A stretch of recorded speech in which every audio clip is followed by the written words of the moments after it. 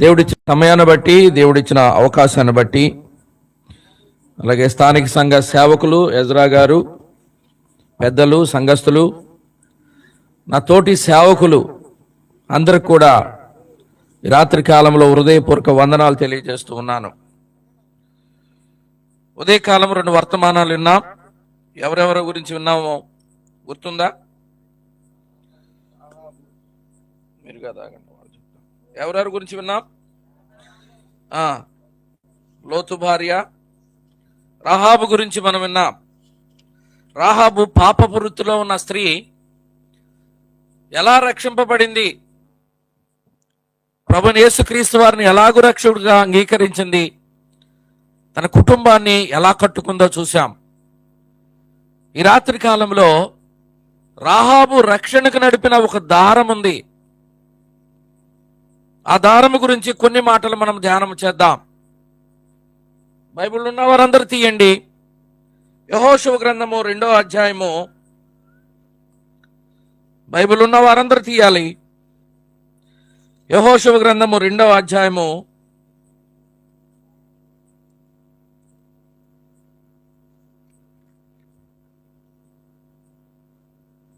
21వ వచనము నేను చదువుతున్నాను. 21. అందుకామె మీ మాట చొప్పున జరుగునుగాక అని చెప్పి వారి వెళ్ళ పంపెను. వారు వెళ్ళిన తర్వాత ఆమె తొగరు దారమును కిటికీకి కట్టెను. మరలా చదువుతున్నాను. అందుకామె మీ మాట చొప్పున జరుగునుగాక అని చెప్పి వారిని వెళ్ళనంపెను. వారు వెళ్ళిన తర్వాత ఆమె తొగరు దారమును కిటికీకి కట్టెను. చిన్న ప్రార్థన చేసుకుందాం. కృప కలిగిన మా తండ్రి, కృపా సత్య సంపూర్ణుడు అయిన దేవా, నిరంతర స్తోత్రారుడా, నీ స్తోత్రం ప్రభువా. ఈ దినము నుండి, ఉదయకాలం నుండి రాత్రి కాలం వరకు నువ్వు చూపిన కృపను బట్టి స్తుతిస్తూ ఉన్నాం. నీ బిడ్డలు ఎంతో మంది నీ మాటలు వినడానికి వచ్చి కూర్చుని ఉన్నారు ప్రభువా. ఈ రాత్రి కాలంలో నీది మాట్లాడేది నీవు ప్రభువా. అయ్యా, ప్రతి ఒక్కరు హృదయము తెరవమని వేడుకుంటూ ఉన్నాం. తమ మనసులు నీ మీద పెట్టి ప్రభువా వాక్యం వినగలిగే భాగ్యము దాచే ప్రభువా, మాట్లాడుతున్న వాడును, నీ మీద ఆధారపడిన వాడును ప్రభువా. మా తండ్రి, నువ్వే కనికరించమని వేడుకుంటూ చదువుబడిన వాక్య భాగము అర్థమయ్యేలాగా విశదీకరించమని వేడుకుంటూ మా ప్రాణప్రియుడు, మా రక్షకుడు ప్రభువైన యేసుక్రీస్తు పరిశుద్ధ నామంలో అడిగి వేడుకుని ప్రార్థిస్తున్నాం మా తండ్రి, ఆమేన్. ప్రియమైన దేవుని బిడ్డలారా, ఈ రాత్రి కాలంలో కొద్ది నిమిషాలు మనము రాహాబు వేసే ఇంటికి ఏం కట్టబడింది, ఇప్పుడే కదా మనం చదువుకుంది. అమ్మా, అర్థం కావట్లేదా? మాట్లాడట్లేదు ఎవరు. రాహాబు కిటికీకి ఏం కట్టబడి ఉంది? దారము కట్టబడి ఉంది. అది ఎలాంటి దారం అంటే ఎర్రని దారము. దారము ఏ విధంగా ఉంటుంది? మనకి తెల్లగా ఉంటుంది కదా. దానికి ఏమన్నా కలర్ కలిపితే అది ఎర్రగా మారుతుంది. అది తెల్లగా ఉన్నప్పుడు అది ప్రభువైన యేసుక్రీస్తును సూచిస్తూ ఉన్నది. ఆయన పరిశుద్ధుడు, ఆయన పాపం ఎరగని రక్తము ఆయనలో ఉన్నది. ఈ రాత్రి కాలంలో మీకు అర్థమవుతుందా? ఎర్రని దారం ఎందుకు ఇచ్చారంటే ఆయన సిలువలో చేసిన వేగానికి గుర్తుగా ఉంది, త్యాగానికి గుర్తుగా ఉంది ఎర్రని దారం. ఈ బైబిల్ మన చేతిలో ఉన్నదే. ఈ 66 పుస్తకాలు ఆ దారముతో కుట్టబడి ఉన్నాయి. ఆ దారముతో కుట్టబడిన ఈ బైబిల్ పరిశుద్ధ గ్రంథముగా పేరున్నది. గమనించండి.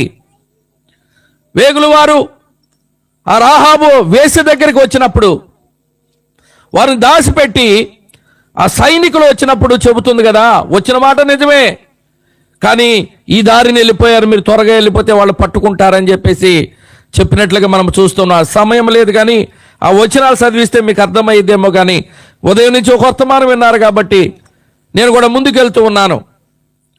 ఆ వేగులు వారు వెళుతూ ఒక దారం ఇచ్చి ఏం చెబుతున్నారు తెలుసా? మీ కిటికీకి కట్టుకోమని చెబుతున్నారు. కిటికీకి ఎందుకు కట్టుకోమని చెప్పారు? బైబిల్లో 2 రకాలైన ద్వారాలు ఉన్నాయి. ఒకటి గుమ్మం అయితే, రెండవది కిటికీ. గుమ్మం దేని సాదృశ్యముగా ఉన్నదంటే మందిరంలోకి వచ్చి వాక్యం వినటానికి సాదృశ్యముగా ఉన్నది. కిటికీ దేనికి సాదృశ్యముగా ఉన్నదంటే వాక్యం వినిన మనము బయటకు వచ్చి సువార్త ప్రకటించే వారముగా ఉన్నాం. ఒక విషయం మనము జ్ఞాపకం పెట్టుకుందాం. ఈ వేగుల వారు ఆ పాపం చేసే ఒళ్ళమ్ముకునే శరీరం అమ్ముకునే ఆ స్త్రీకి ఏమిచ్చారు? ఎర్రని దారం ఇచ్చి కిటికీ కట్టుకోమని చెప్పారు కదా, కిటికీ కట్టుకోమని చెప్పారు కదా. ఆ ఎర్రని దారం ప్రభుని యేసుక్రీస్తు వారికి సాదృశ్యమని చెప్పాం కదా. ఆ వేగుల వారు ఏం చేశారో తెలుసా? ఆ స్త్రీకి ఈ దారముని కిటికీ కట్టుకుంటే ఈ దారము నిన్ను రక్షిస్తుందని చెప్పారు. ప్రభు అయిన యేసుక్రీస్తు వారు రక్షకుడిగా మనము చూస్తూ ఉన్నాం. ఈ లోకానికి వచ్చిన రక్షణ ఇవ్వటానికి, ఆయన జనులను శిక్షించడానికి కాదు ఈ లోకానికి వచ్చినది. పాపులను రక్షించుటకు క్రీస్తు యేసు ఈ లోకానికి వచ్చానని లేఖనాలు చెబుతూ ఉన్నాయి. ప్రియమైన దేవుని బిడ్డలారా, ఈ రాత్రికాలం ఇంకెవరైనా నమ్మలేదా? ఆయన నిన్ను నన్ను తన రక్తం ఇచ్చి కొనుక్కున్నాడు. ఆ సిలువలో రక్తము కార్చాడు నీ కోసం నా కోసము. ఆఖరి బొట్టు వరకు ఆ రక్తము సిలువలో కార్చి, ఆ రక్తము ద్వారా పాపులుగా ఉన్న మనము పరిశుద్ధులుగా చేయబడ్డాం. ఈ రాత్రికాలం అర్థమవుతుందా? ఆ వేగుల వారు ఆ దారము రాహాబనే వేసే ఇంటికొచ్చి కిటికీ కట్టమని చెబుతూ ఉన్నారు. దాని అర్థం ఏంటంటే ప్రభు అయిన యేసుక్రీస్తు వారిని ఆ రాహాబనే వేసకు పరిచయం చేశారు. వాళ్ళు పరిచయం చేశారు. ఆయన రక్షకుడు, ఆయన పాపములను తీసివేసేవాడు, ఆయన పరిశుద్ధుడు, ఆయనలో పాపమేమి కూడా లేదు. మన పాపములన్నీ కూడా క్షమించి ఆయన సిలువ మీద ఆ యాగము చేశారని సువార్త ప్రకటించి రక్షణలోకి నడిపిన ఆ వేగులు వారిని రాత్రి కాలంలో జ్ఞాపకం చేసుకుందాం. తన శరీరాన్ని నమ్ముకుంటూ ఆ ఎరికో గోడల మీద నివసిస్తున్న స్త్రీ వారు చెప్పినట్టుగా ఏం చేసిందో తెలుసా? ఆ దారము తీసుకెళ్లి కిటికీకి కట్టుకుంది. ఆ కిటికీ కట్టుకుంటేనే రక్షణ. గమనించండి అమ్మా, ఈ రాత్రి కాలంలో దేవుని మాటలు వినటానికి వచ్చి కూర్చున్నావు కదా. నీ కుటుంబంలోకి ప్రభువుని యేసుక్రీస్తు వారిని పరిచయం చేసావా? నీ కుటుంబంలోకి ప్రభువుని యేసుక్రీస్తు వారికి ద్వారము తెలిసి ప్రవేశము ఇచ్చావా? నీ కుటుంబంలో ఒక్కరికైనా ఆయన లోకరక్షకుడు, గొర్రె పిల్లలాగి లోకానికి వచ్చాడు మన పాపములన్నీ మోయటానికి. ఆయన ఏ పాపము చేయలేదు. నీ గురించి నా గురించి ఆ ఉన్నతమైన ఆకాశవాన్ని వదిలివేశాడు, పరలోకాన్ని వదిలివేశాడు, తండ్రితో సమానమైన సింహాసనాన్ని వదిలివేశాడు. ఈ లోకానికి ఎలా వచ్చాడో తెలుసా? మరియమ్మ కడుపులో చిన్న నలుసుగా వచ్చినట్లుగా మనం చూస్తున్నాం. యెషయా గ్రంథంలో చూసినట్లయితే ఆయన ఉన్నతమైన స్థానము కనిపిస్తున్నది. ఆయన ఎంత ఉన్నతమైన దేవుడో కనిపిస్తూ ఉన్నది. ఆకాశము సింహాసనము, భూమి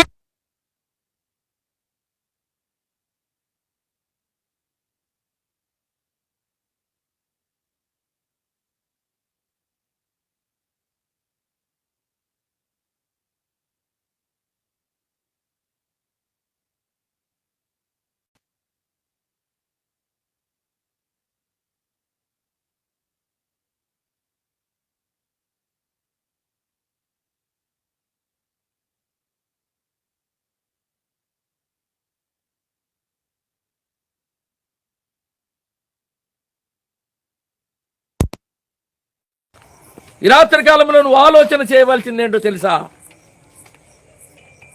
అంత మహిమ కలిగిన దేవుడు ఏమీ లేనివాడుగా ఈ లోకంలోకి వచ్చినట్లుగా మనం చూస్తూ ఉన్నాం. సమస్తాన్ని వదిలివేశాడు నిన్ను నన్ను రక్షించడానికి, నీ పాపముల నుండి నిన్ను విడుదల చేయటానికి, నా పాపముల నుండి నన్ను విడుదల చేయటానికి, మనందరి పాపములను విడుదల చేయటానికి ఆయన ఈ లోకానికి వచ్చినట్లుగా మనం చూస్తూ ఉన్నాం. అర్థమవుతుందా? మన కుటుంబాల్లోకి ప్రభు అయిన యేసుక్రీస్తు వారికి స్థానం ఇచ్చామా? యాయూరు కుమార్తె సావ సిద్ధమైనప్పుడు ఆ అధికారి ఏం చేస్తాడు తెలుసా? ప్రభు అయిన యేసుక్రీస్తు వారు అక్కడ ఉన్నారని తెలిసి ఆయన దగ్గరికి వెళ్ళి బ్రతిమలాడుచున్నాడు. అయ్యా, నువ్వు వస్తే ఒక్క మాట చెబితే నా కూతురు బ్రతికిద్దని చెబుతూ ఉన్నాడు. నా ఇంటికి రమ్మని ఆహ్వానించాడు. ఆయన వచ్చినప్పుడు ఆ గృహంలో ఏముందో తెలుసా? ఏడుపు ఉంది. పిల్లను వాయించేవాళ్ళు అంతా కూడా ఎలా ఉందంటే గందరగోళంగా ఉంది ఆ ఇంట్లో. ఎందుకంటే ఆ అమ్మాయి చనిపోయింది. ప్రభు వచ్చి ఒక మాట అంటున్నాడు, స్థలమీయుడి ఆ చిన్నది చనిపోలేదు అని చెబుతూ ఉన్నాడు. ప్రభు మన గృహాల్లోకి రావాలంటే మనం ఏమివ్వాలి? స్థలం ఇవ్వాలి. ఆయనకి స్థలం ఇవ్వాలి. అయ్యా, ఈ రాత్రి కాలంలో నా హృదయంలో నీకు స్థానం ఇస్తున్నాను ప్రభువా. ఈ రాత్రి కాలంలో నా హృదయంలో నీ ఉండటానికి నేను ఇష్టపడుతున్నాను ప్రభు అని ఎవరైతే ఈ రాత్రి కాలంలో ప్రభుతో మాట్లాడతారో వారి గృహాల్లోకి రావటానికి ఆయన ఇష్టపడుతూ ఉన్నాడు. ప్రియమైన సహోదరులు సహోదరారా, రాత్రి కాలంలో ఇష్టపడుతున్నావా? ప్రభువైన యేసుక్రీస్తు వారిని నీ గృహంలోకి, నీ హృదయంలోకి, నీ కుటుంబంలోకి రావటానికి ఇష్టపడుతున్నావా? ఒక్కసారి ఆలోచన చేసే వారంగా మనం ఉండాలి. చెరసాల అధికారి పౌలు శీలలను చెరసాల్లో బంధించినప్పుడు వారు పాటలు పాడినప్పుడు ఏమైంది? చెరసాల పునాదులు కదిలిని, తలుపులు తెరుచుకున్నాయి. ఆయన కత్తి తీసుకుని తాను పొడుచుకోబోతున్నాడు. ఎందుకంటే ఈ ఖైదీలందరూ పారిపోయి ఉంటారు. రేపు ఉదయం రాజుగారు నన్ను ఉరిశిక్ష తీస్తారని, ఉరివేస్తారని ఆయన పొడుచుకోబోతున్నప్పుడు పౌలు శీలలు చెబుతూ ఉన్నారు, అయ్యా మేమెక్కడికి పోలేదు, మేమందరం ఇక్కడే ఉన్నాము అన్నప్పుడు ఆ చెరసాల అధికారి ఏమంటాడు తెలుసా? అయ్యలారా, రక్షణ పొందుటకు నేనేమి చేయాలి? అప్పుడు పౌలు చెబుతున్నాడు, నీవును నీ ఇంటి వారు రక్షణ పొందాలంటే ప్రభువైన యేసుక్రీస్తు వారిని నీ హృదయంలోకి విశ్వసించాలని చెబుతూ ఉన్నాడు. ఈ రాత్రి కాలంలో కొద్ది మాటలుగా నీ కుటుంబం ఎంతో కాలం నుంచి మందిరంకి వస్తున్నావు కదా, నీ భార్య వస్తుంది, నువ్వు రాలేకపోతున్నావేమో. నీ భర్త వస్తున్నాడు, నువ్వు రాలేకపోతున్నావేమో. నీ పిల్లలు వస్తున్నారు, మీ కుటుంబం రాలేకపోతుందేమో. కానీ యేసు ప్రభు మాటలు మీరు వినగలుగుతున్నారా? యేసు ప్రభు మాటలు జీవము కలిగిన మాటలు. యేసు ప్రభు మాటలు మతాన్ని స్థాపించడానికి ఆయన రాలేదమ్మా, గమనించండి. ఈ లోకంలో అందరూ అనేది ఏంటో తెలుసా? ఆయన మత స్థాపకుడు అంటున్నారు. మత స్థాపకుడు కాదు. క్రైస్తవం అంటే అది మార్గము, అది గమనించాలి. క్రైస్తవం అంటే అది మంచి మార్గములో నడిపించే మార్గం. అది యేసు ప్రభు వారు చెబుతున్నాడు, నేనే మార్గము సత్యము జీవం అని చెబుతూ ఉన్నాడు. ఈ రాత్రి కాలంలో ఆయన మార్గంలో నడిస్తే జీవ మార్గం, అది పరలోకానికి వెళ్ళే మార్గం. అది ఈ లోకంలో వేరే మార్గంలో చాలా ఉన్నాయి మనకు తెలిసిన మార్గాలు. ఏ మార్గము కూడా నేను పరలోకానికి తీసుకెళ్ళదయ్యా. ఏ మార్గము కూడా నేను రక్షణలోకి నడిపించదు. ఏ మార్గము కూడా నీకు సిలువ వైపు చూపించలేదు. కానీ ప్రభుని యేసుక్రీస్తు వారు ఒక్కడే నిన్ను ఆ సిలువ వైపు చూపిస్తూ ఉన్నాడు.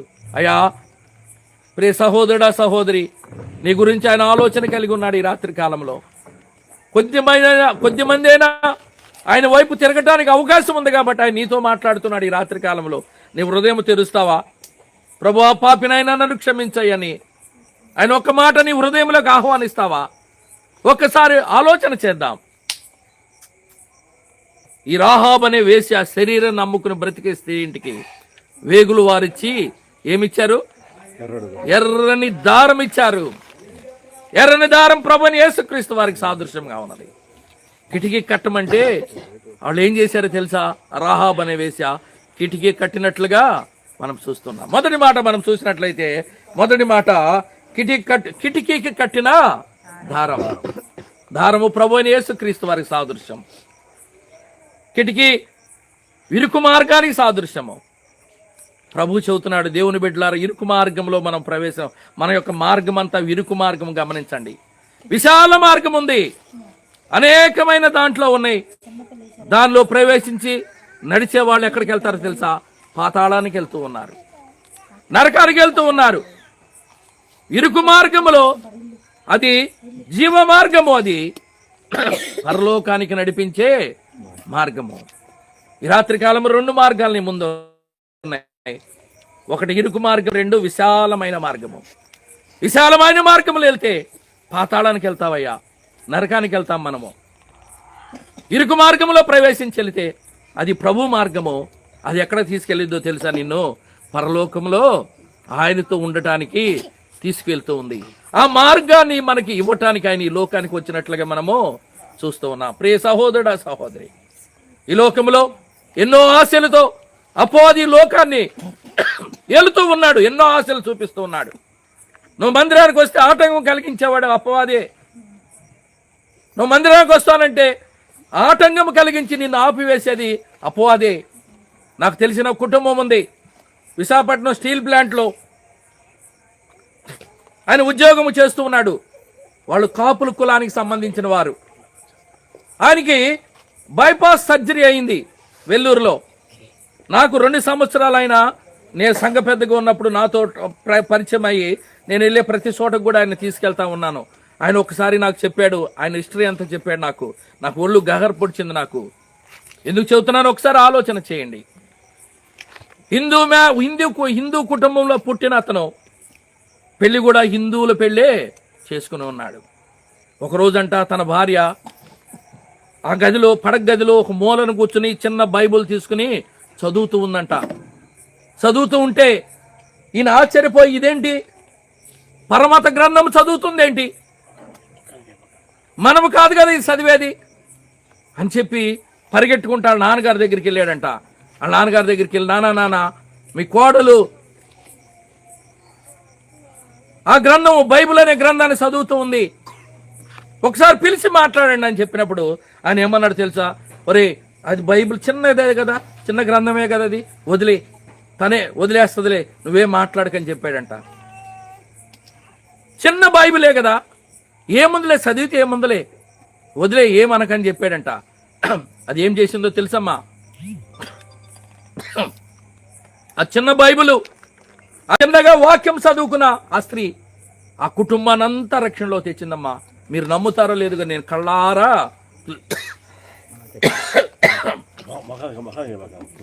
చూశాను నేను. ఎందుకో తెలుసా? మా స్టీల్ ప్లాంట్ అసెంబ్లీకి వస్తూ ఉండేవాళ్ళు వాళ్ళు. ఆ స్టీల్ ప్లాంట్ అసెంబ్లీకి వస్తూ ఉండేవాళ్ళు వాళ్ళు. ఈవిడ వాళ్ళ అమ్మ ద్వారా రక్షణ పొందింది, మా సంఘంలో సభ్యురాలుగా ఉంది. ఆమె వస్తున్నప్పుడు ఈయన ఏం చేశాడో తెలుసా? 9:30కి మాకు ఆరాధన అంటే పిల్లల్ని తీసుకుని గుడికి వెళ్ళి గుడి చుట్టూ తిరిగి నామాలు పెట్టుకున్నప్పుడు వచ్చేవాడంట. పిల్లల్ని ప్రార్థనకు తీసుకొస్తే ఒప్పుకునేవాడు కాదు. అలాగే ఆ సమయంలో 1 కేజీయో, కేజీన్నర చికెనో మటనో పట్టుకొచ్చేవాడంట. నాకు వండేసి వెళ్ళమని చెప్పేవాడంట. తన భర్త మాట కాదనలేక అవన్నీ చేసి వచ్చేవరకే ఆరాధన సమయం అయిపోతూ ఉండేది మాకు. అయినా కానీ భరించింది, కొంతకాలం భరించింది. దేవుడు ఏ విధంగా ఆయన మార్పులో తీసుకొచ్చాడు తెలుసా? బైపాస్ సర్జరీ వెల్లూరులో జరుగుతుంది. చెప్పారంట డాక్టర్లు, అయ్యా మేము కొద్దిగా గ్యారంటీ ఇవ్వగలము, నీకు 50-50 ఛాన్సెస్ అని చెప్పారంట. వెల్లూరు హాస్పిటల్ ఏం జరిగిందో తెలుసది? Christian hospital. కొంతమంది సేవకులు వెళ్ళి అక్కడున్న పేషెంట్లకి చిన్న కరపత్రికలు పంచుతూ ఉంటారు. ఆ కరపత్రికలు పంచినప్పుడు ఆ కరపత్రిక ఏంటో చదువుదాన్ని చదివినప్పుడు ప్రభువైన యేసుక్రీస్తు ఎవరో ఆయనకు అర్థమైందంట. ఆయన పాపులను రక్షించడానికి లోకానికి వచ్చాడని, ఆ ఉన్నతమైన ఆ ఆకాశాన్ని వదిలివేసి పరలోకాన్ని వదిలేసి లోకానికి వచ్చాడని, మనందరి కోసం ఆఖరి బొట్టు వరకు కార్చి మనల్ని రక్షించాడని ఆ పాంప్లెట్లో ఉందంట. ఆ పాంప్లెట్లు చదివినప్పుడు నా కోసము నా అన్నదమ్ములు ఎవరు కూడా ఈ హాస్పిటల్కి రాలేదే, నన్ను చూడటానికి ఎవరు రాలేదు, కానీ ఈయనెవరో నాకు తెలియకుండానే నా గురించి తన రక్తం ఇచ్చి నన్ను నా పాపం నుండి విడుదల దాయిచేశాడే. అప్పుడే అంట ఆయన కళ్ళెమ్మటి నీళ్ళతో, అయ్యా పాపినైనా నన్ను క్షమించాయని ప్రార్థన చేసుకున్నాడంట. ప్రార్థన చేసుకున్న తర్వాత ఇంకా 2 రోజుల్లో ఆయనకి ఆపరేషన్ ఉంది. ఆపరేషన్లో వాళ్ళు అటో ఇటో అని చెప్పిన వాళ్ళు ఆ బ్లడ్ టెస్ట్లు అన్నీ చేయించిన తర్వాత ఆ రిపోర్ట్స్లో మార్పులు వచ్చినాయంట. మార్పులు వచ్చాడు అన్నారంట. దగ్గరికి వచ్చి ఆశ్చర్యంగా ఉంది మాకు కూడా. దేవుడు అద్భుతకారం చేసినట్టున్నాడు బ్రదర్. మా రిపోర్ట్స్ నార్మల్గా, చాలా వరకు నార్మల్గా వచ్చినాయి. అయినా కానీ మీకు బైపాస్ సర్జరీ చేయాలని చెప్పేసి బైపాస్ సర్జరీ చేశారు అక్కడ ఆయనకి. చేసిన తర్వాత వాళ్ళు గ్యారంటీ ఇచ్చారు. ఎన్ని సంవత్సరాలు తెలుసా? 15 సంవత్సరాల దాకా మీకు ప్రాబ్లం రాదని గ్యారంటీ ఇచ్చారండి. 15 సంవత్సరాల వరకు, 15 సంవత్సరాల తర్వాత మీకు ప్రాబ్లం స్టార్ట్ అయిందని చెప్పారంట. 15 సంవత్సరాల తర్వాత ఆయనకి మరలా ప్రాబ్లం స్టార్ట్ అయింది. ఈ లోపల ఆయన ఏం చేశాడో తెలుసా? రక్షణ పొందాడు, బాప్తీసం తీసుకున్నాడు, మా సంఘంలో ఆరాధన చేసేవాడుగా ఉన్నాడు. నాకు తెలియదు, ఎంత జరిగినట్టుగా నాకు తెలియదు. ఆయన ఒకటే మాట చెప్పాడు, ఏంటి తెలుసా? నా భార్య మా కుటుంబానికి రక్షకుడిగా మమ్మల్ని తీసుకొచ్చిందండి అని చెప్పింది. ఎవరి ద్వారా నమ్ముకున్నారు? తన భార్య ద్వారా. పిల్లల రక్షణ పడ్డారు, ఆయన రక్షణలోకి వచ్చాడు. ఆ కుటుంబం అంత ఎంత సంతోషమో తెలుసా? చిన్న బైబిల్ చదవటము ద్వారా ఏం చేసిందో తెలుసా? ఆ కుటుంబాన్ని రక్షణలోకి తీసుకొచ్చింది. ప్రియ సహోదరుడా, సహోదరి, నువ్వు నమ్ముతావో లేదో తెలియదు, కానీ ఇలాంటి కుటుంబాలు ఎన్నో ఉన్నాయి. దైవ గ్రంథాన్ని పట్టుకున్న ఎవరు కూడా మోసపోలేదు. గమనించండి, ఆ గ్రంథము బ్రతికిస్తుంది కానీ అది చంపివేసేది కాదు. ఏం చెబుతుంది బైబిలు? నీ అలవాట్లు మార్చుకోమని చెబుతుంది. నువ్వు తాగుతావా? దైవ గ్రంథం ప్రకారం అది పాపం అని చెబుతుంది. నువ్వు సుట్టా, బీడు, సిగరెట్లు తాగుతావా? అది చేయకూడదయ్యా, అది ఆపివేయని చెబుతుంది. ఎవరితోనైనా పాపం చేస్తున్నావా? అయ్యా అది చేయకూడదయ్యా, అది పాపమయ్యా అని చెబుతూ ఉన్నది. నీ పక్కంటి వారితో విరోధంగా ఉన్నావా, గొడవ పడుతున్నావా? అట్టడి చేయకూడదయ్యా, అది పాపంతో సమానం అని చెబుతూ ఉంది. నువ్వు సంతోషంగా నీ కుటుంబంలో ఉండమని చెబుతూ ఉంటే ఆ బైబిల్ని ఏం చేస్తున్నారు ఈ దినాల్లో? కాల్చివేస్తున్నారు, విసిరివేస్తున్నారు, చింపివేస్తున్నారు. ప్రియమైన సంగమా, ఎన్నో సంవత్సరాల నుంచి, కొన్ని వేల సంవత్సరాల నుంచి ఈ బైబిల్ని కాల్చివేయాలని, ఈ బైబిల్ని తీసివేయాలని, ఈ క్రైస్తవులు అనే వాళ్ళు లేకుండా చేయాలని చేశారు. కానీ ఎక్కడ కూడా దేవుడు ఊరకనే ఉండలేదమ్మా.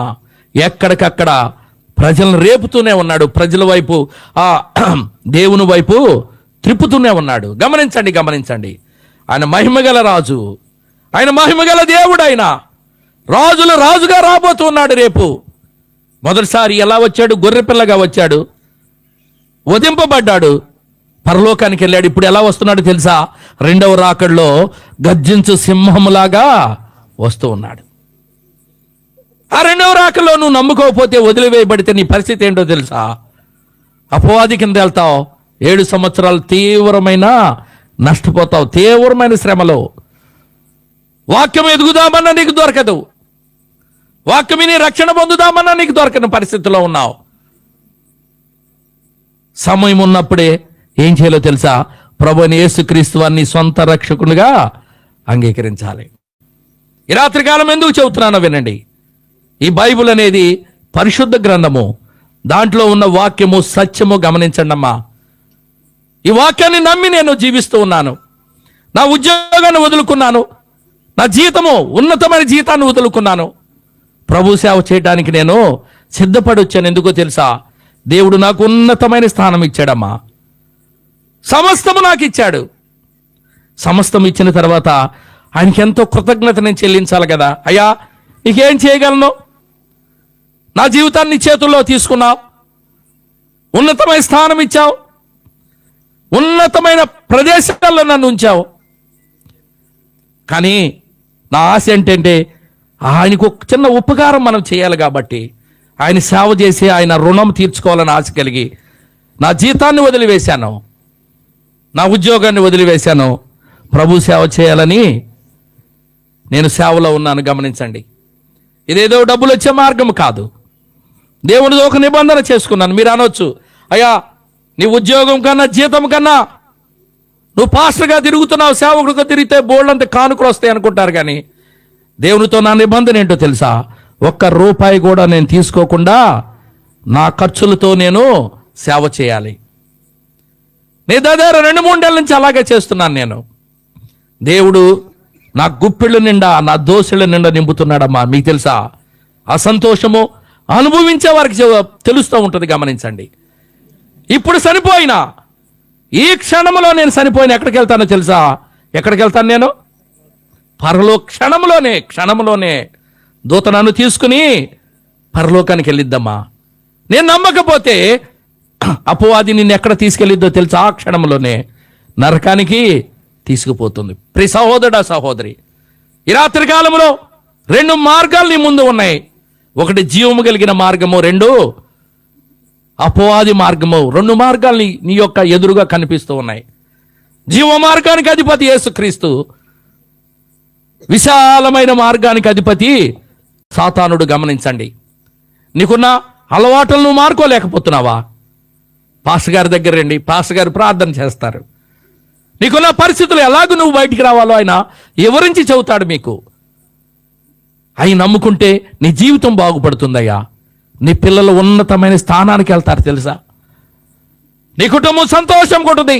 ఇప్పుడు దాకా నీ కుటుంబంలో ఉన్న అరుపులు, కేకలు, ఏడుపులు, పెడబొబ్బలు, బలహీనతలు, ఎప్పుడు ఏ రోగం వస్తుందో తెలియని పరిస్థితిలో ఉన్న నీవు ప్రభువుని యేసుక్రీస్తు వారిని నమ్ముకుంటే ఏం చేస్తాడు తెలుసా? స్వస్థపరిచేది ఆయనే. నేను స్వస్థపరచువాడని చెబుతూ ఉన్నాడు ఆయన, రక్షకుడని చెబుతూ ఉన్నాడు. ఈ లోకములోకి ఏమీ లేని వాడుగా వచ్చిన వాడు మనల్ని రక్షించి మనకు రక్షణ భాగ్యం ఇచ్చి ఆ పరలోక వారసత్వం ఇచ్చిన వాడిని ఈ రాత్రి కాలంలో అయ్యా అమ్మా ఒక్కసారి జ్ఞాపకం చేసుకుంటావా? నీ గురించి, నా గురించి ఆయన ఎన్నో శ్రమలు పడి లోకానికి వచ్చాడు. శ్రమలు పడి పరలోకానికి వెళ్ళాడు చనిపోయి. నీ గురించి, నా గురించి ఎవరన్నా ఒక్క మనిషి చనిపోతాడా? 1 లీటర్ రక్తం ఇవ్వమంటే ఎవరన్నా ఇస్తారా? 1 కిడ్నీ ఇవ్వమంటే ఇస్తారా? నీ శరీరంలో ఒక అవయవము ఏదైనా నీ భర్తకో నీ బంధువులకో పోయినప్పుడు ట్రాన్స్ప్లాంటేషన్ చేసేటప్పుడు ఇవ్వమంటే ఇస్తారా? ఎవరు? కానీ నీకోసం, నా కోసం ఆయన ఆఖరి బొట్టు వరకు కార్చాడు. ఒకడు పరిగెట్టుకుంటూ వచ్చి ఆ సైనికుడు ఆ ఈటుతో పొడిచినప్పుడు గుండె దగ్గర 2 రకాలైన పొరలు ఉంటాయి. ఆ గుండెలో ఆ పొర చుట్టూ నీళ్లు ఉంటాయి. ఆ పొర చుట్టూ ఆ పొరకు తగిలినప్పుడు ఏమైందో తెలుసా? ఆఖరి బొట్టు వరకు కూడా అని కాచివేశాడు. నీ గురించి, నా గురించి ఎన్నో కొరడా దెబ్బలు తిన్నాడు. శరీరం ఉంది, మనిషి ఉన్నాడు, కానీ ఎముకలు ఉన్నాయి కానీ మాంసం లేదు ఆయనకి. మాంసం లేని స్థితిలో, ఆ ఎముకలు ఎలాడబడుతున్న స్థితిలో అయ్యా ఆ శిలువ మీద ఎంత రోదన, ఆ శిలువ మీద ఎంత వేదన, ఆ శిలువ మీద ఆయన పొందిన ఆ మరణము ఘోరమైన మరణము ఎందుకోసమో తెలుసా? నీ గురించి, నా గురించి, నువ్వు చేసిన పాపాలు తీసివేయటానికి, నేను చేసిన పాపాలు తీసివేయటానికి ఆ శిలువ మీద ఆయన వ్రేలాడబడినట్లుగా మనము చూస్తూ ఉన్నాం. ప్రియ సహోదరుడా, సహోదరి, ఒక్కసారి జ్ఞాపకం చేసుకో, ఒక్కసారి జ్ఞాపకం చేసుకో. ఆ రక్షకుడు నీ కోసం వచ్చాడయ్యా. ఆయన నిన్నేమీ అడగట్లేదు, తలలీనలు అడగట్లేదు, కొబ్బరికాయ కొట్టమని చెప్పట్లేదు, లేకపోతే పొరుల దండాలు ఏం పెట్టమని చెప్పట్లేదు. కానీ నిన్ను అయ్యా ఆయన ఒక్కటే అడుగుతున్నాడు, నీ హృదయము నాకిమ్మని అడుగుతున్నాడు. హృదయం ఇస్తే ఆ హృదయం అనే గృహంలోకి ఆయన ఏమంటున్నాడు? నేను వస్తానని చెబుతూ ఉన్నాడు. నాకు స్థలం ఇవ్వండి, మీ హృదయంలో స్థలం ఇవ్వమని చెబుతూ ఉన్నాడు. ఇంతకాలము నీవు ఎన్ని దుర్మార్గపు ఆలోచనలు చేసేవేమో కదా. ఒకరి ఆస్తులు ఒకరు కొట్టివేయాలని, ఒకరి మీద ఒకరు క్రోధభావంతో, కక్షతో, కార్పణ్యాలతో, అన్నదమ్ములకు సరిలేని స్థితిలో, అక్క చెల్లెళ్ళకి సరిలేని స్థితిలో, కుటుంబాలు పక్క పక్కన ఉంటున్నాము కానీ ఒకరికి పడని స్థితిలో ఉన్నాము ఇప్పుడు దాకా. యేసు ప్రభు నీ హృదయంలోకి వస్తే ఏం చేస్తాడు తెలుసా? ఆ పరిస్థితులన్నీ కూడా మార్చివేస్తాడు.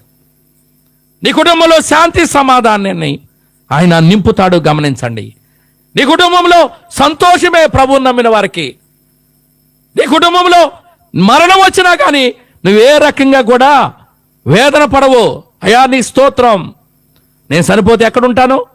ఆ పరలోక రాజ్యంలో ఆయన ప్రక్కన ఉంటాను. ఆ విశ్వాసము మనలో నింపేది ఎవరో తెలుసా?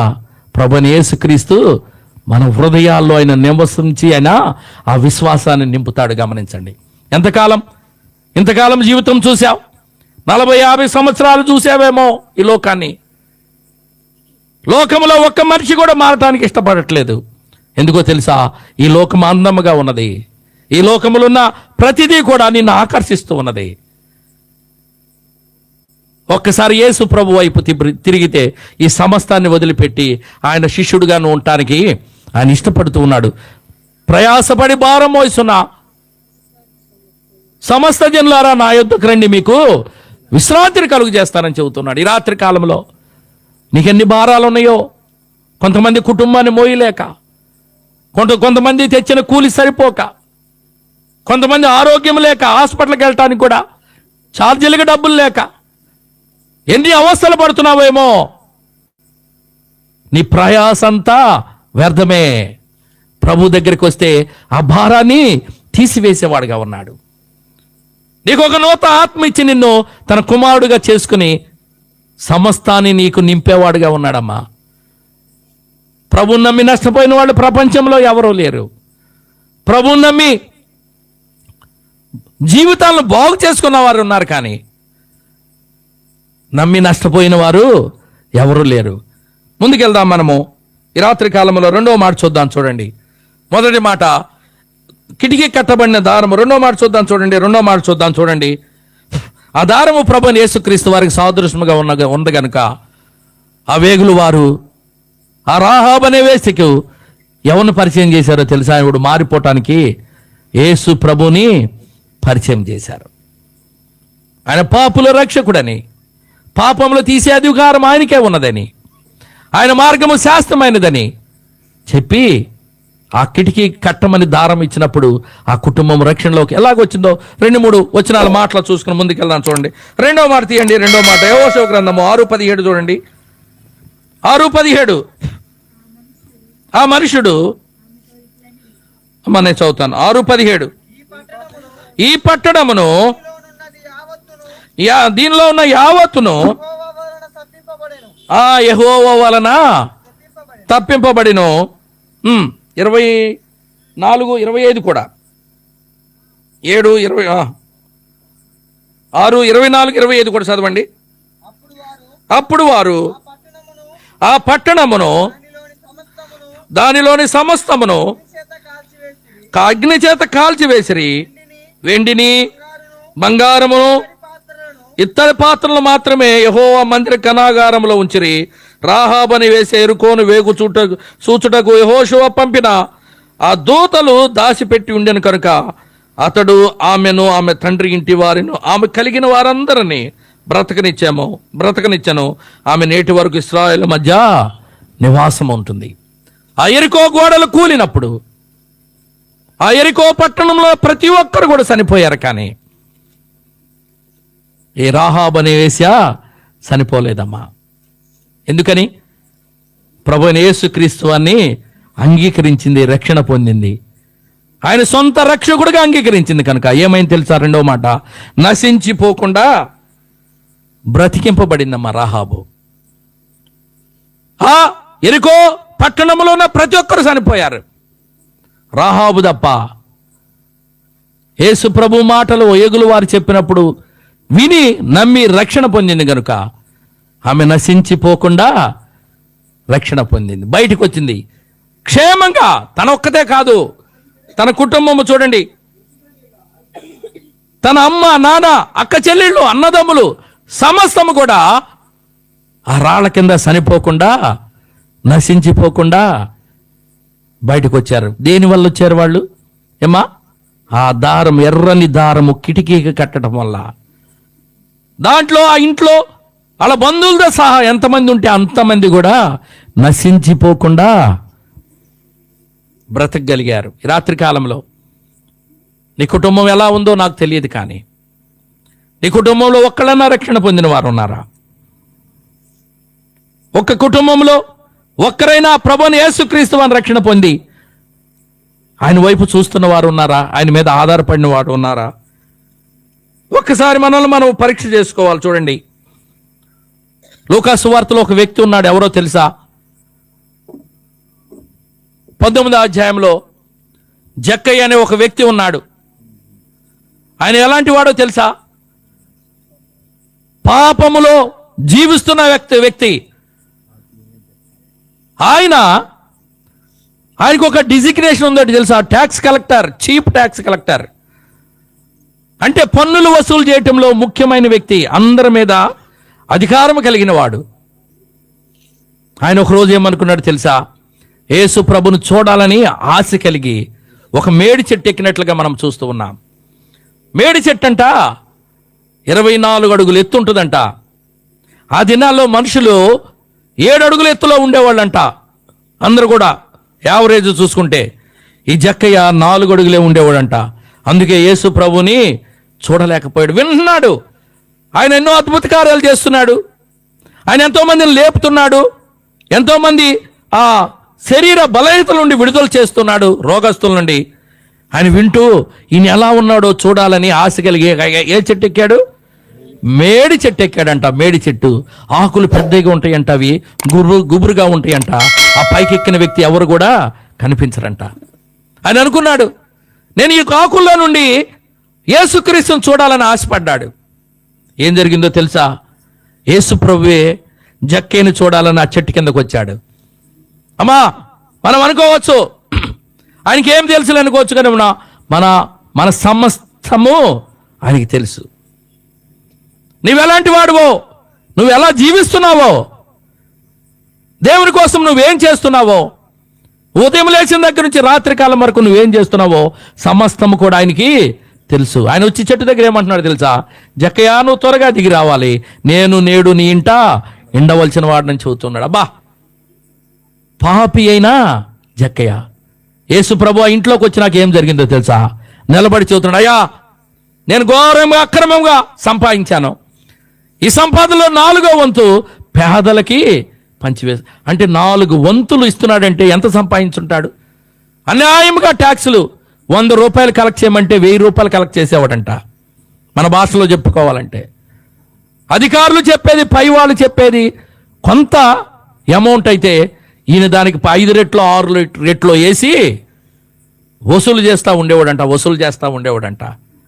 ఆ డబ్బులన్నీ ఏం చేస్తున్నాడు? ప్రభు వచ్చినమ్మటే అన్యాయముగా సంపాదించిన డబ్బుల్లో 4% ఏమంటున్నాడు? 4 వంతులు పేదలకు ఇస్తానయ్యా అని చెబుతున్నాడు. ఎవరు వస్తే ఇది జరిగింది? అమ్మా గమనించండి, ఎవరి ఇంట్లోకి వస్తే జరిగింది? ప్రభు అయిన యేసుక్రీస్తు వారు తన ఇంటిలోకి వచ్చినప్పుడు ఏం జరిగిందో తెలుసా? తనలో ఉన్న అన్యాయం బయటికి వెళ్ళిపోయింది, తనలో ఉన్న పాపము బయటికి వెళ్ళిపోయింది, తనలో ఉన్న డబ్బు మీద ఆశ బయటికి వెళ్ళింది, తనలో ఉన్న పాపపు సంపాదన కూడా బయటికి వెళ్ళిపోయింది. ప్రియ సహోదరుడా, సహోదరి, ఈ రాత్రి కాలంలో దేవుని మాటలు వింటున్నావు కదా, ధనము సంపాదించుకోవాలని ఆశ నువ్వు కలిగి ఉన్నావేమో, కానీ ధనవంతులు ఎవరు కూడా పరలోక రాజ్యానికి వెళ్ళిన వారు లేరు. నువ్వు సంపాదించి ఏం చేస్తావు? వదిలివేసి వెళ్ళవలసినదే. నేను అమెరికా దేశం 2 సార్లు వెళ్ళాను. అక్కడ ఎలా ఉంటుందో తెలుసా మీకు? పిల్లలు 14 సంవత్సరాలు వచ్చిన తర్వాత తల్లిదండ్రులు వదిలేసి ఉద్యోగానికి వెళ్ళిపోతారు. తల్లిదండ్రులు ఇద్దరే ఆ గృహంలో ఉంటారు. వారు కూడా ఏం ఖాళీగా ఉండరమ్మా. వాళ్ళు ఏం చేస్తారో తెలుసా? వాళ్ళకి చేయగలిగిన పనులు వాళ్ళు చేసుకుంటూ ఉంటారు. అమెరికా పట్టణంలో నేను చూసిన ప్రజలందరూ కూడా వారికి కళ్ళజోడు ఉండదు. ఒకటి, వాళ్ళకి బీపీ షుగర్లు ఉండవు. 100 సంవత్సరాలు 90 సంవత్సరాలు వచ్చినా కానీ వాళ్ళు ఎక్కడ పనిచేస్తారో తెలుసా? మాల్స్లో, వాటిలో, షాపుల్లో పనిచేస్తూ ఉంటారు. చక్కగా ఆనందముగా. వారు ఎప్పుడు కూడా పిల్లల గురించి ఆలోచించి సంపాదన చేయరు. వాళ్ళు, నా కొడుకులు 2 ఉన్నారు, వారికి సంపాదించాలి, 2-3 తరాలు సంపాదించాలని వారికి ఆలోచనే ఉండదు. ఆ వచ్చిన డబ్బులు వచ్చినందరూ కూడా ఏ నెలకు ఆ నెల ఖర్చు పెట్టేస్తూ ఉంటారు. మిగుల్చడానికి ఉండదు. కావాలంటే ఎక్కడైనా ఇతర దేశాలు వెళ్ళిపోతూ ఉంటారు ఆ డబ్బులు పెట్టుకుని. వాళ్ళ వరకు వాళ్ళు సంతోషంగా ఉండడానికి ప్రయత్నం చేస్తారు. గమనించండి, పిల్లలకంటూ రూపాయి కూడా సంపాదించరు. మనకైతే ఈ బౌండరీ వాల్స్ ఉంటాయి కదా, గోళ్ళ గట్టి మనం ఏం చేస్తాం? ప్రహరీలు కట్టుకుని ఇది నా హద్దు, ఇది నా హద్దు, ఇది నా హద్దు అనుకుంటాం. అమెరికా పట్టణంలో, అమెరికా దేశంలో హద్దులనే ఉండవమ్మా. ఎవరు ఇల్లు కొనుక్కుంటా ఇల్లు కట్టుకుంటారు, చుట్టూ ఏముండదు, ఇంకా ఓపెన్ ప్లేస్గా ఉంటుంది. ఎందుకు చెబుతున్నానంటే, ప్రాకులాడి ఏం సంపాదిస్తావు? మధ్యాహ్నం చెప్పాను కదా మీకు, చేప చచ్చిపోతే చేప కొండ ఎంత కొంటున్నాం మనము? 250 రూపాయలు కేజీ ఇచ్చి కొంటున్నాం మనం చేప. మనం చనిపోతే ₹1 కన్నా ఎవరని కొంటారా? ఈ దేహాన్ని ₹1 ఎవరని కొంటారా? 2 రోజులు ఇంటో పెట్టుకోమంటే ఉంటారా? పెట్టుకుని ఉంటారా? ఈ దేహం కోసం ఎన్ని చేస్తూ ఉన్నామో కదా. ఈ దేహపు ఆలోచనల కోసము, కోరికల కోసము చేయరాని పనులన్నీ చేస్తూ ఉన్నామే. ఏమి పట్టుకుపోతావు? రేపు నీవు ఆ శ్మశానంలోకి వెళ్ళిన తర్వాత నీ మీద బట్టలు కూడా ఉండవు ప్రియ సహోదరుడా, సహోదరి. ఈ లోకంలో ఎంతో అభిమానంగా ఇష్టంగా చూసుకుంటున్నా అన్ని కూడా ఇక్కడ విడిచిపెట్టాలి. ఇక్కడ విడిచిపెట్టి వెళ్ళిపోవాల్సిందే. నువ్వెంతో కష్టపడి గృహంలో కూడా నిన్ను ఎక్కువ గంటలు ఉంచరు. నీ ప్రాణం పోయేటప్పుడు నేను చూశానమ్మా, నా దగ్గర పనిచేసే టెక్నీషియన్స్ ఉండేవాళ్ళు. వాడు సాగు బతుకుల మధ్యలో అప్పుడు హాస్పిటల్లో ఉన్నప్పుడు వెళ్ళేవాళ్ళని చూడటానికి. వాళ్ళకి 2 గంటలు 3 గంటలు చనిపోతారనగా డాక్టర్ డిక్లేర్ చేస్తాడు. ఇంకా 2-3 గంటల వరకు 2-3 గంటలే ఉంటాడు, తర్వాత చనిపోతాడంటే వీళ్ళు ఏం చేస్తారు తెలుసా? ఆ ప్రజలు హిందువులు కనుక ఆక్సిజన్ మాస్క్ పెట్టి తీసుకొచ్చి ఇంటిలో మరణం అయిపోయేంత వరకు అక్కడ పెడతారంతే. తర్వాత బయటికి తీసుకొచ్చేస్తారు. ఎందుకంటే ఆ ఇల్లు పాడు పెట్టిద్దంట. 6 నెలలు దాకా ఇంట్లోకి ఎవరో వెళ్ళటానికి వీల్లేదంట. నువ్వు చక్కగా ఎంతో కష్టపడి ఎంతో కన్నీరు కార్చుకున్న ఆ గృహంలో ఆఖరి దినాల్లో ఏం చేస్తారో తెలుసా? నిన్ను ఉండటానికి కూడా ఇష్టపడరు. నీ కొడుకులు నీ కూతుళ్ళు ఉంచుకుంటానన్నా కానీ నీవు వచ్చిన బంధువులు ఏం చేస్తారో తెలుసా? ఉంచడానికి వీల్లేదు, తీసేయండి, బయటికి తీసేయండి. ఎందుకమ్మా ఈ లోకం మీద ఆశలు నీకు? ఏం పట్టుకుపోతావన్నమ్మా ఈ లోకం మీద ఆశలు నీకు? ఈ శరీరానికి వాల్యూ లేదమ్మా. బ్రతుకున్నంత కాలమే. బ్రతుకుట క్రీస్తే, చావు అయితే మేలని ఎవరు చెబుతున్నారు తెలుసా? అపోస్తుడైన పౌలు చెబుతూ ఉన్నాడమ్మా. చనిపోతే ప్రభు దగ్గర నేను ఉంటాను, అది నాకు లాభం. అక్కడ ఏడుపు ఉండదు, దాహం అవదు, ఆకలి అవదు. అది నిత్యము పరలోకములో సూర్యచంద్రులు దగదగ మెరుస్తూ ఉంటారు. నిత్యము చీకటి అనేది ఉండదు అక్కడ. తెలుసా మీకు? రోడ్లు కూడా బంగారంతో వేయబడిన రోడ్లు అంట అక్కడ పరలోక పట్టణంలో.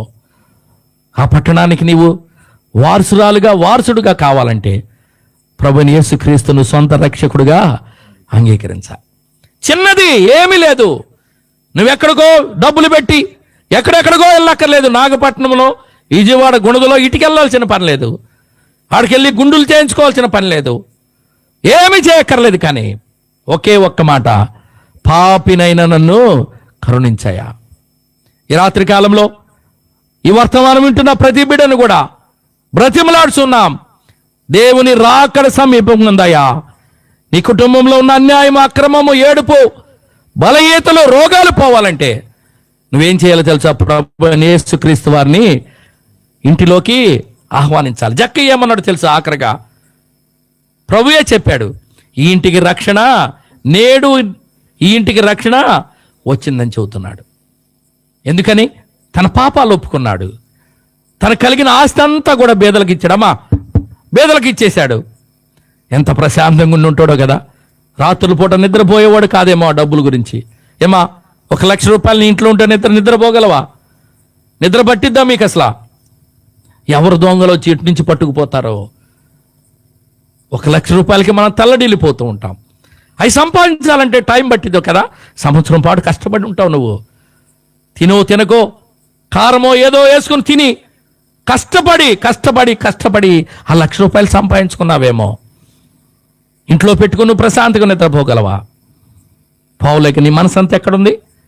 ఆ డబ్బుల మీదే ఉంటుంది. కానీ యేసు ప్రభువుని నమ్ముకున్న తర్వాత నీకు ఆస్తుల మీద, వాటి మీద కోరికలు ఉండవయ్యా. ప్రభు మీదే నీ మనసంతా ప్రభు మీదే ఉంటుంది. జక్కయ్యన యేసు ప్రభు ఒక మాట అంటాడు. లూకాసు వార్త 19వ అధ్యాయం 10వ వచనంలో, నశించిన దానిని వెదకి రక్షించుటకు క్రీస్తు యేసు లోకానికి వచ్చాడని చెబుతున్నాడు. ఎందుకు వచ్చాడో తెలుసా? నశించిపోతున్న దానిని వెతకి రక్షించడానికి.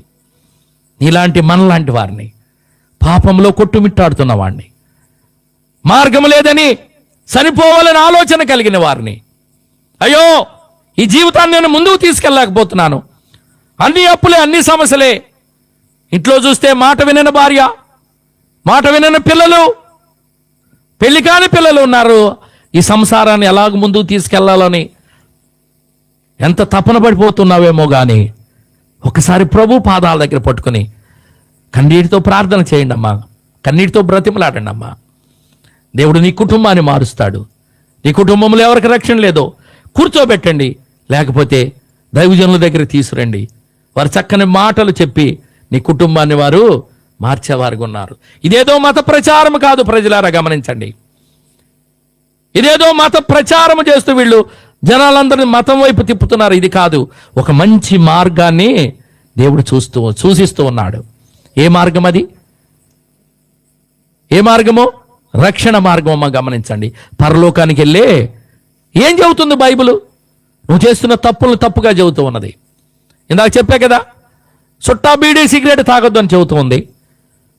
మందు అలవాటు ఉంటే అది మానేవేయమని చెబుతుంది. పాపం చేసే అలవాటు ఉంటే అది మానేయమని చెబుతుంది. అక్రమంగా ఒకరి మీద ఒకరు ఏమైనా లాక్కోవాలని ఆశ కలిగి ఉంటే అవి మానేయమని చెబుతుంది. నీ పక్కంటి వారితో, నీ సహోదరులతో, నీ పొరుగు వారిని ప్రేమించమని చెబుతూ ఉన్నది. ఎవరని చెప్పగలరా ఈ మాటలు? ఈ జీవ గ్రంథము, ఈ బైబిల్ గ్రంథము తప్ప ప్రపంచంలో ఏ గ్రంథము కూడా ఈ మాటలు చెప్పదయ్యా. జీవ మార్గాన్ని మనకు ఇచ్చిన వాడు ప్రభువైన యేసుక్రీస్తు వారు. ఆ మార్గంలో వెళ్తే ఎంత ప్రశాంతత, ఆ మార్గంలో వెళ్తే రక్షణ మార్గము. నువ్వు ఎప్పుడు చనిపోయినా ప్రభు దగ్గరికి వెళ్తావని నిశ్చయత కలిగి ఉంటావు. తెలుసా నీకు? ఈ రాత్రి కాలంలో ఆలోచన చేయవలసిన విషయాలు నేను చెప్పినవన్నీ. మూడో మాటకి వెళ్దాం చూడండి. మూడో మాటకి వెళ్దాం. రెండో మాట, నశించిపోకుండా బ్రతికించిన దారము. మూడో మాట చూడండి, యెహోషువ గ్రంథము 6:23. 6:23 చూడండి. 6:23.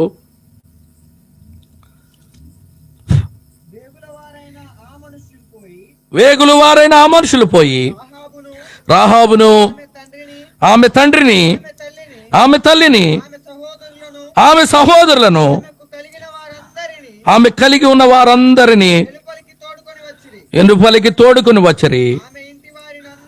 ఆమె ఇంటి వారిని అందరినీ వెలుపలికి తోడుకుని. అమ్మా, ఆ దారం ఏం చేసిందో తెలుసా? ఆ దారం కట్టబోతే ఏగులు వారు ఆ గృహాన్ని గుర్తించలేరు. గమనించండి, అలాంటి గృహాలు చాలా ఉండవచ్చు ఆ యెరికో పట్టణంలో. కానీ కిటికీగా దారం కట్టడం వల్ల ఏమైందో తెలుసా? ఆ కుటుంబానంతా కూడా తనను, తన కుటుంబాన్ని రక్షణలోకి నడిపిందమ్మా. ఏం చేసింది? తనను, తన కుటుంబాన్ని. తను ఒక్కటే అడగట్లేదు, అయ్యా నన్ను ఒక్కడే రక్షించండి చాలని అడగట్లేదు. తన కుటుంబాన్ని కూడా రక్షింపమని, తనకున్న వాళ్ళందరినీ కూడా, రక్త సంబంధులందరినీ కూడా పిలుచుకుని ఉంటుంది. యెరికో పట్టణం నశింపబోతున్నది. యెరికో పట్టణం కూలిపోబోతున్నది. ఎవరు బ్రతకరు దాంట్లో అని చెప్పి తన బంధువులందరినీ తీసుకొచ్చి ఎక్కడ పెట్టుకుంది? తన ఇంటిలో పెట్టుకుందమ్మా. ఈ వేగు వారు వెళ్ళి ఏం చేశారో, వాళ్ళిద్దరు వెళ్ళి ఆ కిటికీ కట్టిన దారము ద్వారా గుర్తించి వారి ఇంట్లో వాళ్ళందరినీ క్షేమంగా ప్రభువైన యేసుక్రీస్తు వారు క్షేమము దయచేసేవాడమ్మా, రక్షణ దయచేసేవాడు, నశించిపోకుండా నిన్ను కాపాడేవాడు యేసుక్రీస్తు. గమనించండి, నువ్వు బయటికి వెళ్తున్నావు ఎన్నో పనుల ద్వారా, నువ్వు ఇంటికి వస్తావో లేదో తెలియని పరిస్థితులు ఈ దినాలు. ఒక్క మాట ప్రార్థన చేసుకుని నువ్వు గుమ్మంలో బయటకు వస్తే నిన్ను ఎక్కడికి ఎంత దూరం వెళ్ళినా క్షేమంగా ఆయన చేస్తాడమ్మా. గమనించండి, మరణము ఆయన ఆధీనంలో ఉంది. గమనించండి, జననము కూడా ఆయన ఆధీనంలో ఉంది. ఆయన ఈ జీవితం మీద, ఈ ప్రపంచం మీద అధికారం కలిగిన వాడు. మూడో మాట, రాహాబు గురించి మనము ధ్యానం చేస్తే తనను, తన కుటుంబాన్ని రక్షించుకుందమ్మా. లూది అనే స్త్రీ ఒకటి ఉంది అపోస్తల కార్యాల్లో 16వ అధ్యాయంలో. ఏం చేసిందో తెలుసా? అపోస్తలుడైన పౌలు వాక్యం చెబుతుంటే తన హృదయం తెరిచి విశ్వసించింది. తను ఒక్కడే విశ్వసించడం కాదు, వారిని గృహానికి ఆహ్వానించి ఆ కుటుంబంలో ఉన్న వారందరూ కూడా బాప్తిసం తీసుకున్నారు, రక్షణలోకి నడిపింది. ఒక స్త్రీ చిన్న వాక్యం ద్వారా రక్షణలోకి నడిపిందే. మరి మనం ఎంతకాలం నుంచి మందిరానికి వెళ్తూ ఉన్నాం? మన కుటుంబాన్ని రక్షణలో నడపడానికి మనం ఇష్టపడుతున్నామా? ఈ రాహాబు చేసిన మనం ఒక్కసారి చూడండి. చేస్తున్న వృత్తి మనం అసహించుకుంటాము, కానీ తను ఏం చేసిందో తెలుసా? తన కుటుంబాన్ని రక్షణలోకి నడిపింది. 4వ మాట చూద్దాం చూడండి. 4వ మాట చూసుకుని మనము ముగించుకుందాం చూడండి. 4వ మాట, యెహోషువ గ్రంథము 6వ అధ్యాయం 24వ వచనం చూడండి. 6:24. అప్పుడు వారు ఆ పట్టణమును దానిలోని సమస్తమును అగ్ని చేత కాల్చివేసిరి. వెండిని, బంగారము,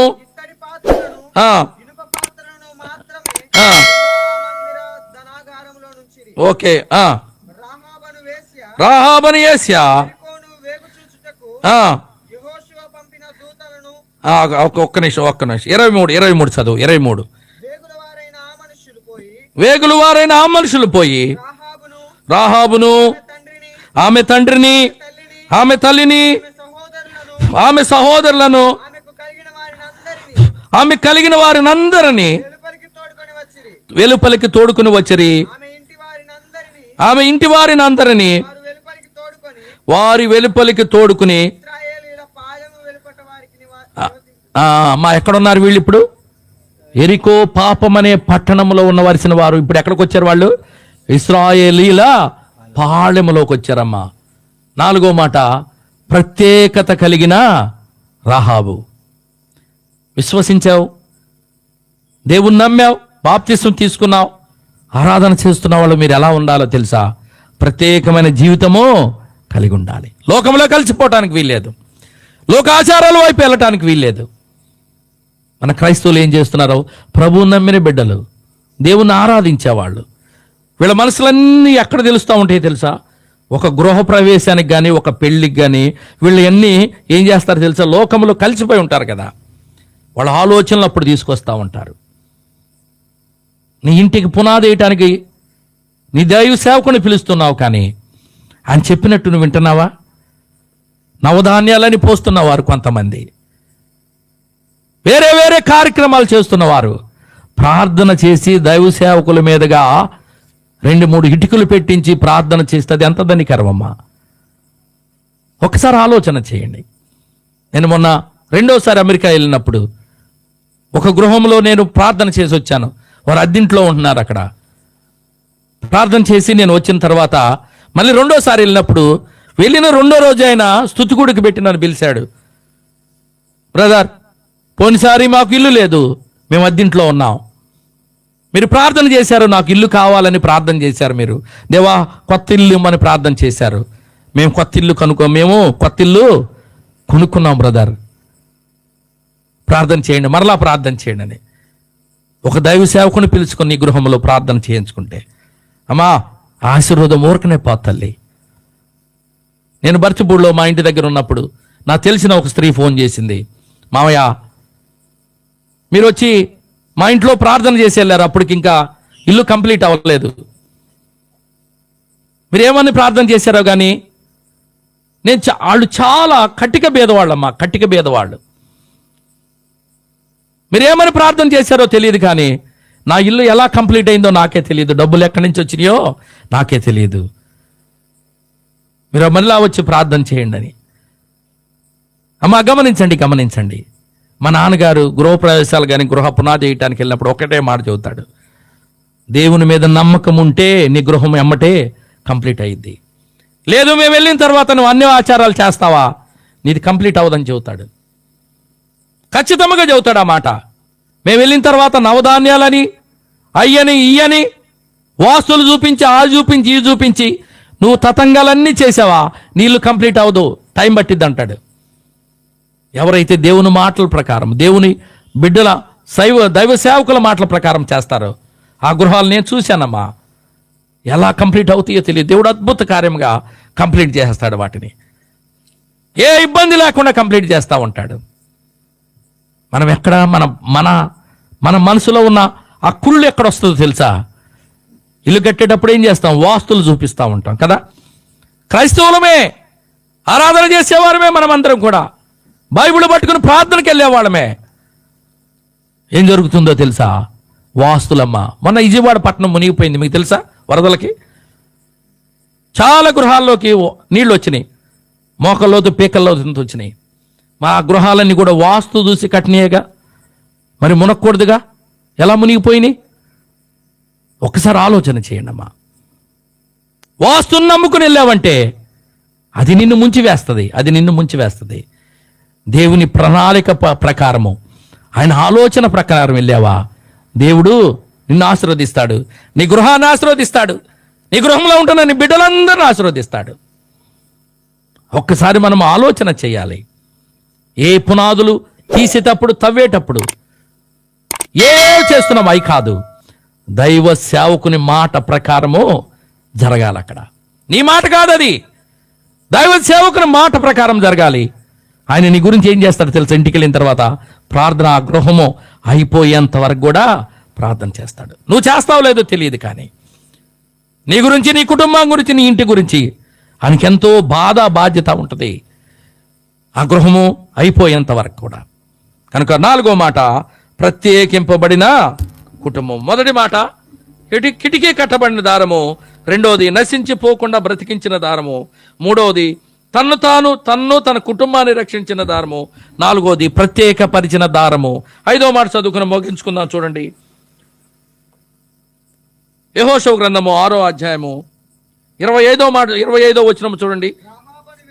రాహాబని వేశ్య కాదు, కిందకు వచ్చేయండి, కింద ఆఖరి మాట నేను చదువుతున్నాను. ఆమె నేటి వరకు ఇశ్రాయేలు మధ్య గమనించండి, కనానీయులంటే ఇశ్రాయేలీలకు పడదమ్మా, అపవాది సంబంధులు కనానీయులు. ఇశ్రాయేలు అంటే దేవుని బిడ్డలమ్మా, వారిద్దరికి ఎప్పుడు పడదు. ఎన్నో యుద్ధాలు జరిగినాయి, కానీ ఈ రాహాబు అనే వేసి తన కుటుంబంతో ఎక్కడుందో తెలుసా? ఇశ్రాయేలీల మధ్య కాపురం చేస్తుంది. 5వ మాటగా ఐక్యపరిచిన దారమమ్మ. ఇశ్రాయేలీని, కనానీయుల ఆ స్త్రీని ఆ దారం ఏం చేసింది? ఐక్యపరిచింది, వారిద్దరిని కలిపింది.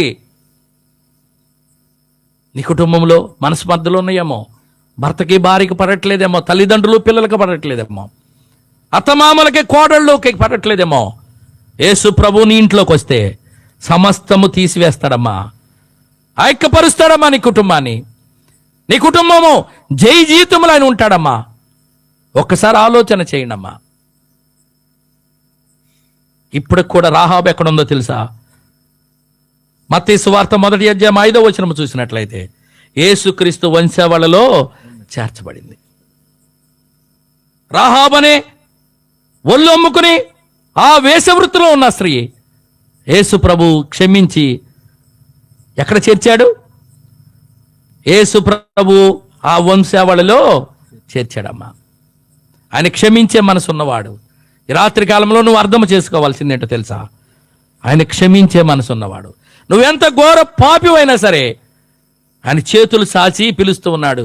అయ్యా, నీకోసం నేను ఎదురు చూస్తూ ఉన్నాను, నా దగ్గరకు వస్తే నీ పాపాలన్నీ క్షమించి నీకు నా ప్రేమను పంచుతానయ్యా అని చెబుతూ ఉన్నాడు. ఒక్క మాట చెప్పి నేను ముగిస్తాను. ఎంతమంది కోవిడ్లో బాధపడ్డారో, ఇబ్బంది పడ్డారో నాకు తెలియదు, కానీ నిన్న ఇంకా ఈ భూమి మీద ఎందుకు ఉంచాడో తెలుసా?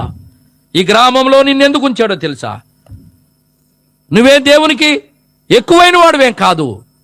ఈ సహోదరి గమనించండి, కోట్లు ఆస్తులు ఉన్నవారు హాస్పిటల్లో బెడ్ లేక రోడ్డు మీద చనిపోయిన వారిని ఎంతో మందిని చూశాను నేను.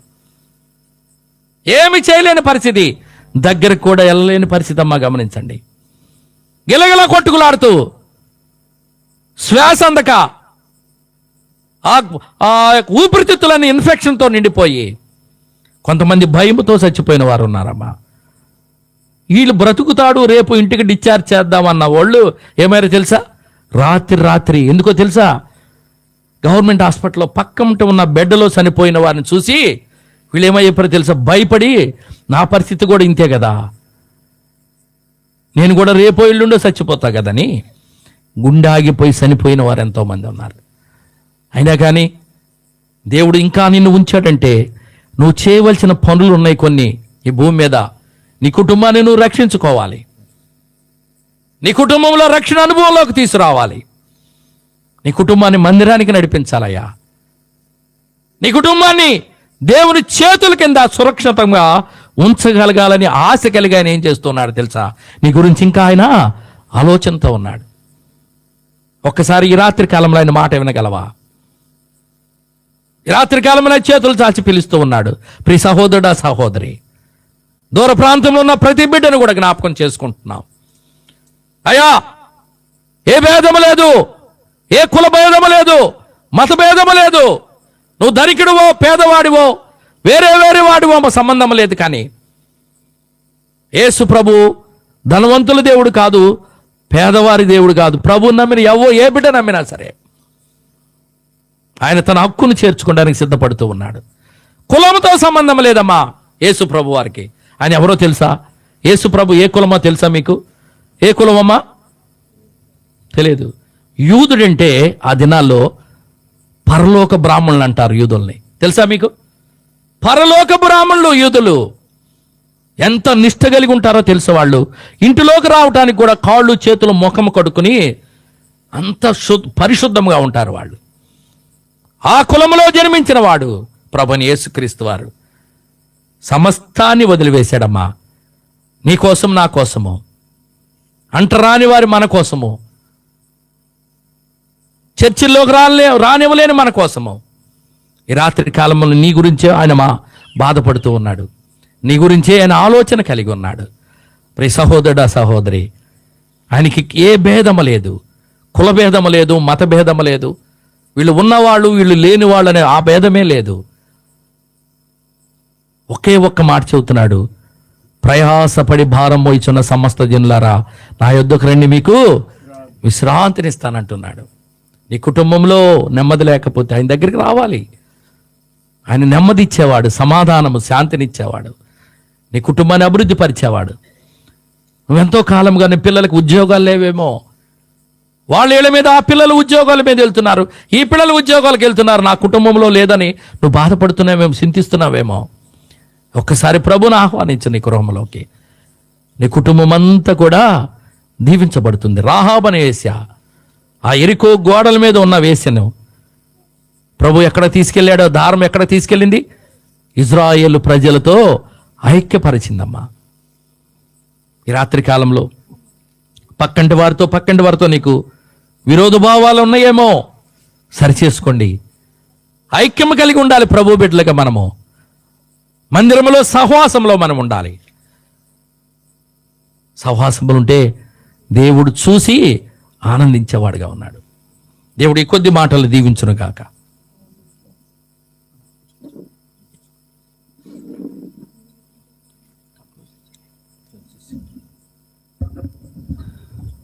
మంచిది ప్రియులారా, దేవుని దాసుల ద్వారా శ్రేష్టమైనటువంటి సంగతులు మనం విన్నాం. రాహాబు ఏ విధంగా రక్షించబడిందో అని పగటి కాలంలో విన్నాం.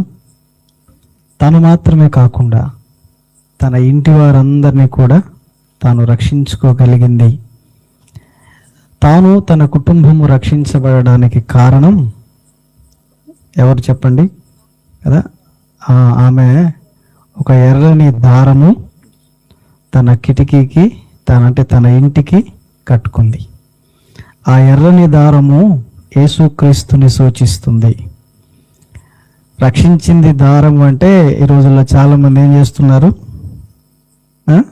చేతులకి దారాలు కట్టు. ఆధారం కాదు, రక్షించేది ఆధారం కాదు, కాపాడేది ఆధారం కాదు, ఆధారమయ్యున్న యేసుక్రీస్తు.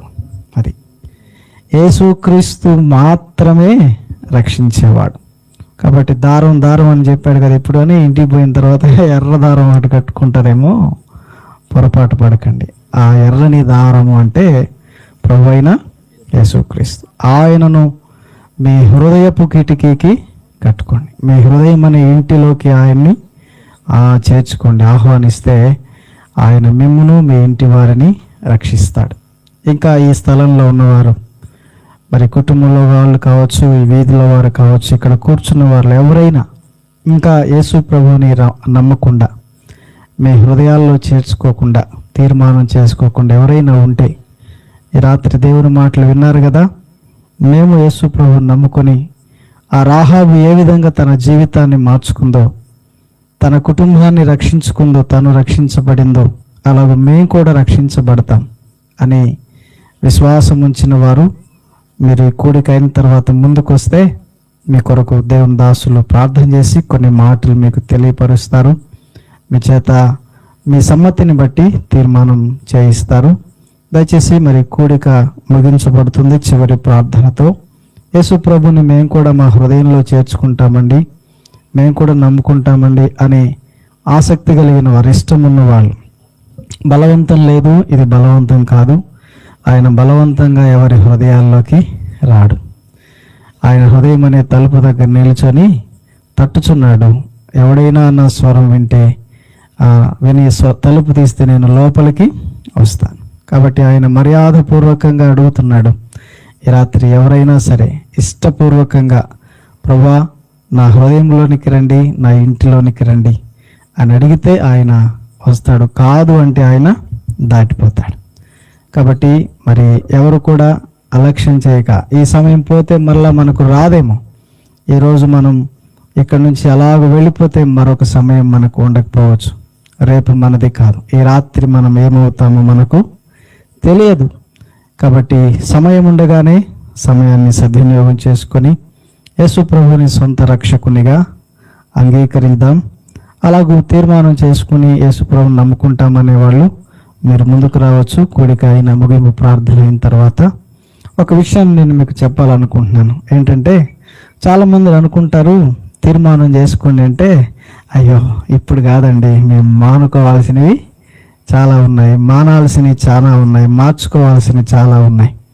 ఇందాక దేవుని సేవకులు చెప్పారు, రాహాబు వేశ్య జీవితాన్ని కలిగింది కదా, పాపపు జీవితం ఆమెది. ఆమె పాపములో ఉన్నప్పుడే వేగుల వారు ఆమెతో చెప్పారు, నువ్వు ఎర్రని తొగరు దారమును కట్టుకో. అంటే యేసు ప్రభుని నీ ఇంటిలోనికి చేర్చుకుంటే నీ జీవితం మారిపోతుంది, నీ బ్రతుకు మారుతుంది. కాబట్టి ఆమె వృత్తి మానుకున్నాక, అన్నీ మానేసిన తర్వాత యేసు ప్రభుని నమ్ముకోలేదు, ఆయన ఆ దారాన్ని కట్టుకోలేదు. ఎప్పుడైతే ఆయన ఆమె ఇంట్లోనికి వచ్చాడో, ఎప్పుడైతే ఆమె దారం కట్టుకుందో, అంటే యేసు ప్రభుని నమ్ముకుందో, అప్పుడు ఆమెలో నుండి ఆ పాపాలన్నీ తీసివేయబడ్డాయి. ఆమె యేసు ప్రభుని నమ్ముకోవడం ద్వారా ఆమె జీవితం మారింది, ఆమె బ్రతుకు మారింది. మారాలి అంటే మారిన తర్వాత, మానుకున్న తర్వాత కాదు యేసు ప్రభుని నమ్ముకునేది.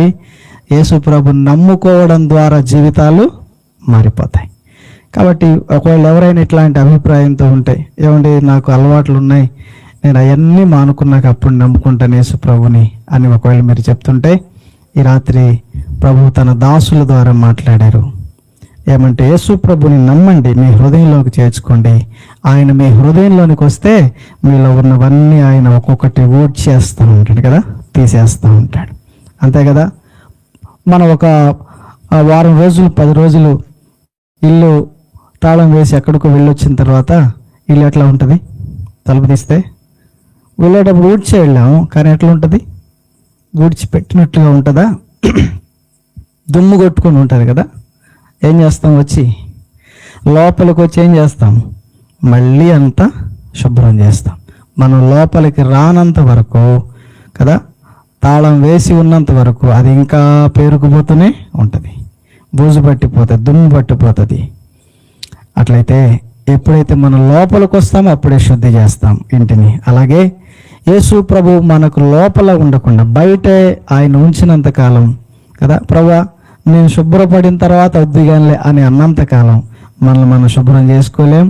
యేసు ప్రభుని మన హృదయంలోనికి ఆహ్వానిస్తే ఆయన వచ్చి ఆయన మన హృదయంలో ఉన్న మాలిన్యాన్ని, పాపాన్ని కదా, శాపాన్ని, అపవిత్రతను, అనారోగ్యతను ఆయన తీసివేస్తాడు, కొట్టివేస్తాడు. కాబట్టి యేసు ప్రభుని నమ్ముకోండి, ఆయన మీ హృదయంలోనికి ఆహ్వానించండి. మీ జీవితాలు, అలవాట్లు, బ్రతుకులను ఆయన మారుస్తాడు.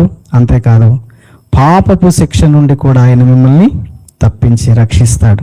నిత్య జీవాన్ని, పరలోకాన్ని ఆయన మీకు ఉచితంగా అనుగ్రహిస్తాడు. కాబట్టి ఈ మాటలు మీకు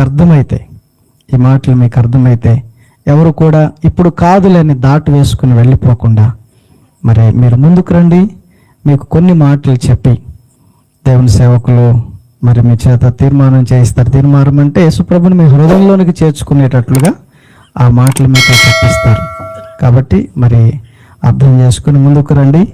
మీరు చేయాల్సిందేం లేదు, దేవుని సేవకులు చెప్పిన మాటలు మీ నోటితో చెప్పి ఒప్పుకొని ఆయన్ని మీ హృదయంలోనికి రమ్మని అడిగితే చాలు, ఆయన మీ హృదయంలోకి వస్తాడు, మీ జీవితాలు మారుతాయి. మంచిది. మరి చివరిగా ముగింపు ప్రార్థన చేసుకొని కూడికను ముగిద్దాం. ప్రత్యేకంగా ఈ దినం వల్లపు లక్ష్మీనారాయణ గారు, అలాగే మరి నాగేంద్రమక్క వారి కుటుంబం ద్వారా ఈ రాత్రి కూడిక ఏర్పాటు చేయబడింది. వారి కుటుంబంలో దేవుడు చేసిన మేలును బట్టి మాత్రమే కాదు, ఈ దినం ప్రత్యేకించుకున్న మరి ఈ సందర్భంలో, ఈ కూడికలో, ఈ చివరి సందర్భం, మరి సువార్త కూడికలో దేవుడు తన దాసుల ద్వారా మరి ఈ దినమంతా కూడా 3 వర్తమానాలు